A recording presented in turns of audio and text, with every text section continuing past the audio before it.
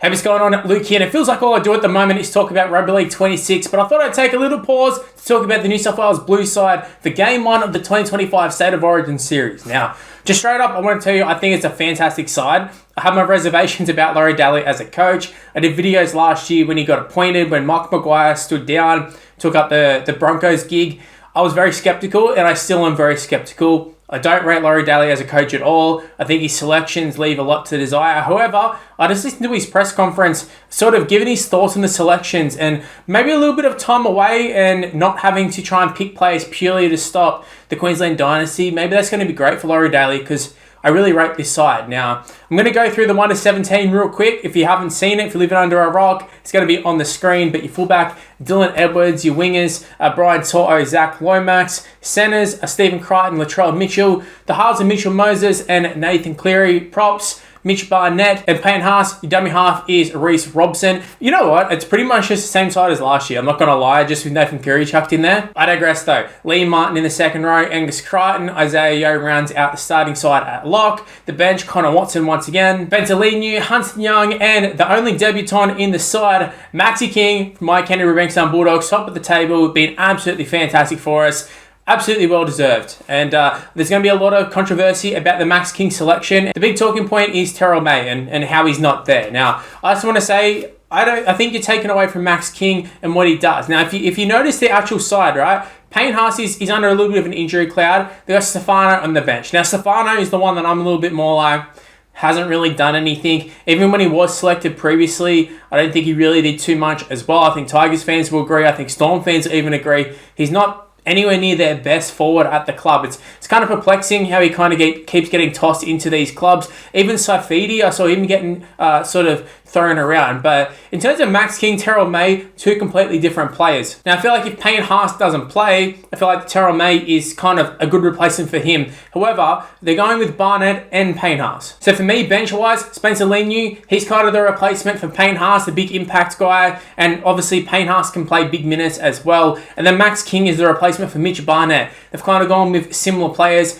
Max King off the bench is a little bit interesting to me. I wouldn't be surprised if he ends up starting. I don't really see him as like an impact bench player. But one thing that Laurie Daly did talk about, and I can 100% attest to this, watching them week in, week out, is great teammate. Fantastic teammate. He's not a stats guy. And that's what I feel like everyone keeps looking at them. And I see a lot of super coach guys being like Terell May.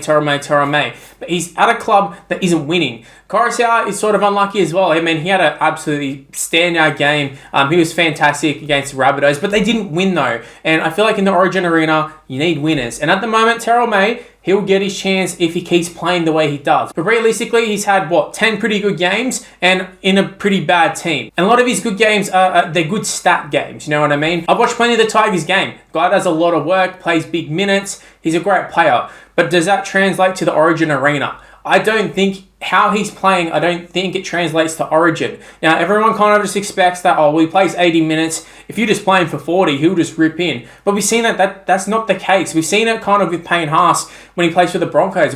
Even in the Origin arena, we've seen Payne Haas absolutely destroy for the Broncos, 80 minutes, does everything, right? Then when he goes to State of Origin, it doesn't translate. I don't think we ever see the same Payne Haas. We don't see the same effectiveness. And that's just because the Origin arena is so much tougher. Now, he's pumping out all these tackles and he's not missing any, and that's fantastic and all. But at the moment, I think you just need to see a little bit more from Terell May. And they're talking about, impact or whatever. Like, I think he can, if he got selected, I think he'd do a good job. But this whole thing that he was absolutely robbed and he's the form prop of the comp or whatever, it's all guys who play Supercoach. It's all guys who just read the media and look at the stats and say, yeah, well, he plays 80 minutes, or look how fit he is, all this sort of stuff. Fantastic player, but that doesn't just mean he's a shoo-in to play. And that's also why I'm glad that Tom Trbojevic isn't picked as well, because the media was pumping up how Tom Trbojevic had to be there, and you had to drop guys who were actually playing wing week in, week out. Zach Lomax tried to be a centre, didn't work. He's back on the wing. He's playing fantastic. He's an out-and-out winger. He's not a centre. I think your next choice was Jacob Kraz. Tom Trbojevic belonged nowhere near the wing. At best, he would have been centre, but Latrell's there, and you got Stephen Crichton, who's the best centre in the world. And then you got Bradman Best as well. So there's just a strong competition, and I think the fact that we're talking about players who legitimately could be picked and didn't get picked, I think it's a good thing. It shows we have a lot of depth. And there's no players who definitely got robbed. I'm sorry. If you're someone who's like Terell May got robbed, Epi Coruscant got robbed, Jerome Lawire got robbed, all these guys, just because they play for the Tigers, yeah, they do play for the Tigers and they're losing every week. Literally in Laurie Daly's previous reign, we ripped on him for picking guys who didn't come from winning clubs and all this sort of stuff. And then he goes and does it and we still rip on him. So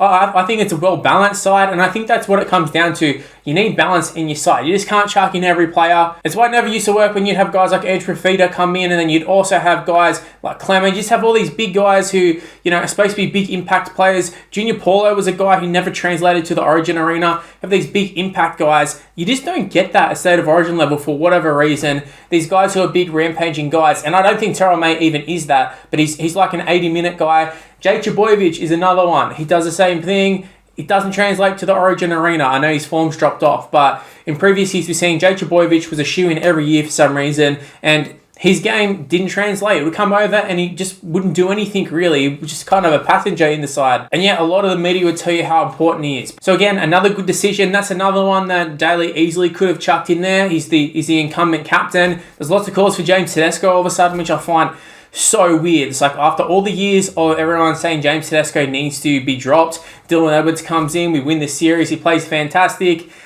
Let's bring James Tedesco back in. I don't get it. It's like people have bipolar.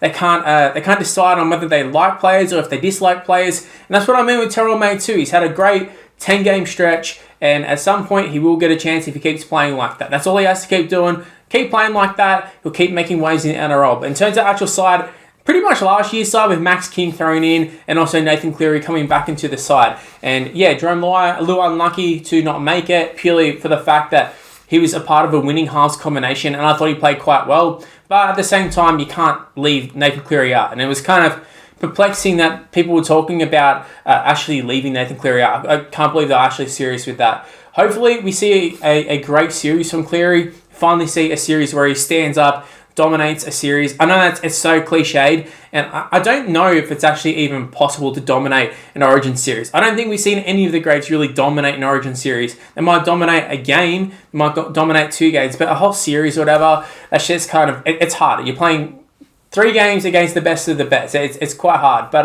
I definitely think Nathan Cleary and Mitchell Moses can work as a halves combo. The backs speak for themselves. It's literally the same as last year pretty much, except Latrell Mitchell, Stephen Crichton together. Latrell definitely deserves his spot.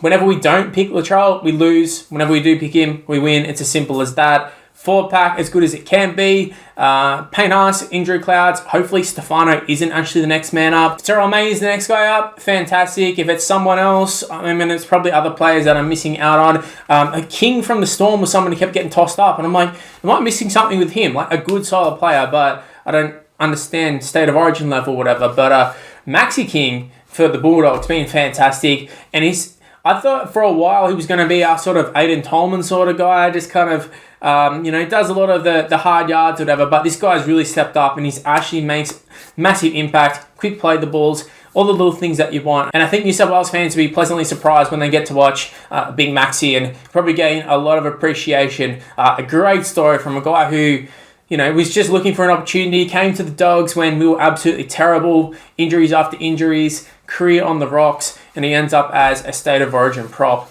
I think that's pretty fantastic. But then again, it's even guys like Colin Matangi and stuff who didn't get picked. There's so many options, and if one player goes down, we have another one who can slide in and do just as good as a job. So I think we're in a great spot in New South Wales. Ola Kawatu is another guy who's played State of Origin before. We've got plenty of guys with experience, plenty of guys who I think can come in and do a job. Still have Cameron Murray to come back in years going forward. We've got a lot of good players in New South Wales. So this definitely isn't the same case as what Laurie Daly had the first time around, where kind of like, oh, well, who do we pick to stop Greg Inglis? Oh, Josh Morris, best defender. We got to pick him. And he hasn't fallen into the trap of doing what he did previously as well, where it's Josh Dugan plays fullback for club, let's chuck him in centre.